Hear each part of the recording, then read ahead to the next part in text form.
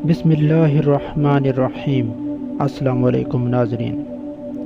جب حضرت ابراہیم علیہ السلام آگ سے صحیح سلامت تشریف لائے اور یہ معجزہ دیکھ کر حضرت لوط علیہ السلام نے آپ کی رسالت کی تصدیق کی تو اس کے کچھ عرصہ بعد اس علاقے میں قحط پڑ گیا اور اس وقت غلے کے خزانے نمرود کے قبضے میں تھے۔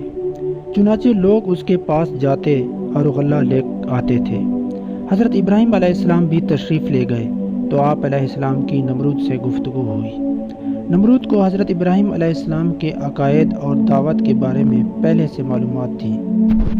اب جب آپ علیہ السلام سامنے آئے تو پوچھنے لگا، تمہارا رب کون ہے جس کی طرف تم ہمیں بلا رہے ہو؟ حضرت ابراہیم علیہ السلام نے جواب دیا، میرا رب عز و جل وہ ہے جو زندگی اور موت دیتا ہے۔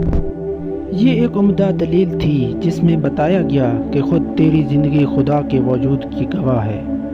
اس دلیل کا جواب نمرود سے بن نہ پڑا اور مجمع کے سامنے شرمندگی سے بچنے کے لیے خام خواہ کی بحث شروع کر دی۔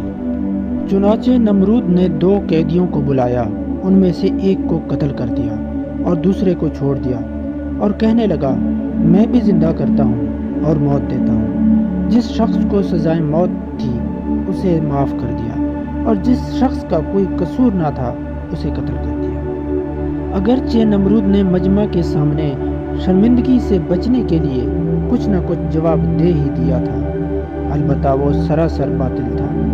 لہٰذا حضرت ابراہیم علیہ السلام نے اس پر دوسری ایسی دلیل پیش فرمائی کہ جس کا کوئی معمولی ظاہری جواب بھی نہ دیا جا سکے، اور وہ یہ ہے کہ آپ علیہ السلام نے نمرود سے کہا، سورج مشرق سے طلوع ہوتا ہے، تو اسے مغرب سے طلوع کر دے۔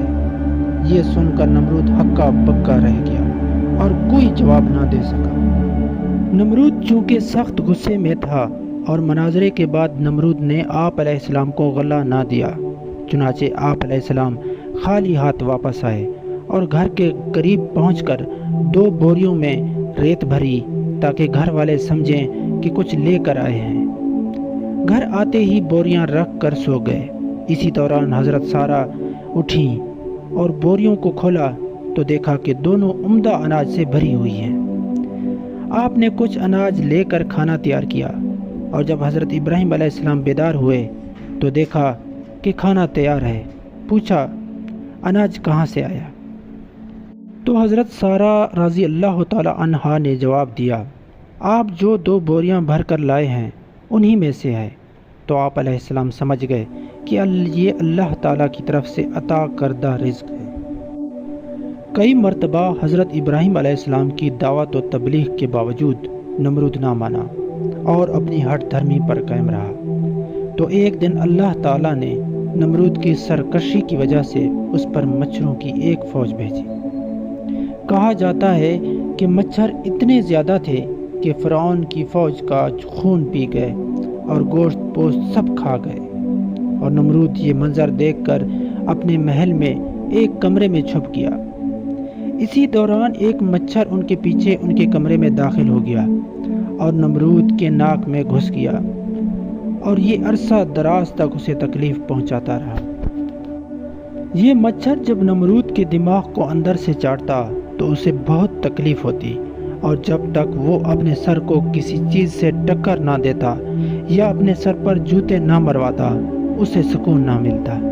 اس طرح خدائی کا دعویٰ کرنے والے نمرود کی ایک چھوٹے سے مچھر سے عبرتناک ہلاکت ہوئی۔ مزید ایسی ویڈیوز دیکھنے کے لیے ہمارے چینل کو سبسکرائب کریں۔ شکریہ۔